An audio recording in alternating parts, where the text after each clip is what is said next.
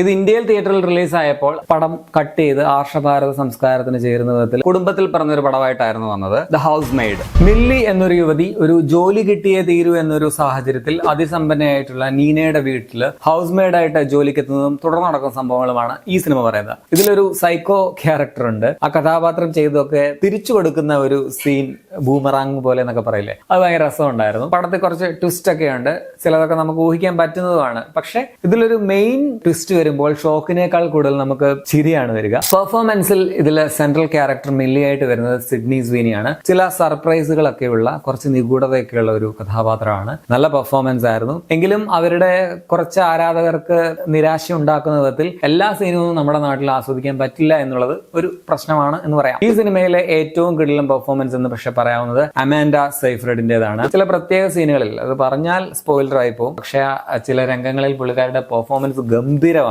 So ഇതിലെ show stelar Amanda സൈഫ്രഡ് ആണെന്ന് പറയാം. ഇത് ജനുവരിയിൽ തിയേറ്ററിൽ റിലീസായ സമയത്ത് ഞാൻ കൊച്ചിയിൽ ഫോറം മാളിൽ പോയിട്ടാണ് ഈ പടം കണ്ടത്. ആൻഡ് ഈ വർഷത്തെ ഫസ്റ്റ് തിയേറ്റർ എക്സ്പീരിയൻസ് ആയിരുന്നു. തിയേറ്റർ കണ്ടപ്പോഴുള്ള പ്രധാന പ്രശ്നം എന്തായിരുന്നു വെച്ചാൽ ഇതിന്റെ സെൻസർ കട്ടായിരുന്നു. കാരണം ഇതൊരു എ സർട്ടിഫിക്കറ്റ് കിട്ടിയ ഒരു പടമാണ്. വയലൻസ് സീൻസ് ഒക്കെ ഇവര് കട്ട് ചെയ്ത് അത്യാവശ്യം കാണിച്ചിട്ടുണ്ടെങ്കിലും ഇങ്ങനെ ഒരു അഡൽട്ട് സോളി സർട്ടിഫിക്കറ്റ് കിട്ടിയ ഒരു പടത്തിലെ സെക്ഷുവൽ കണ്ടന്റ് ഒക്കെ അരോചകമായ രീതിയിൽ കട്ട് ചെയ്തിട്ടുണ്ട് എന്നുള്ളത് ഒരു നെഗറ്റീവായിട്ട് തോന്നി. സത്യത്തിൽ ഈ പടം ഒരു ഇറോട്ടിക് ത്രില്ലർ ആണെന്നും പറയാം. കഥയുടെ ബേസ് ലൈനിലൂടെ ഒരു സെക്സ് ഒഴുക്കുണ്ടെന്ന് പറയാം. പക്ഷെ ഇന്ത്യയിൽ എത്തിയപ്പോ സുനിതയുടെ ഭർത്താവ് ഓംപ്രകാശ് 18 വയസ്സ് മുതൽ ഖേനി ചവച്ചതുകൊണ്ട് പടം കട്ട് ചെയ്ത് ആർഷഭാരത സംസ്കാരത്തിന് ചേരുന്ന വിധത്തിൽ കുടുംബത്തിൽ പറഞ്ഞൊരു പടമാക്കി മാറ്റിയിട്ടുണ്ട്.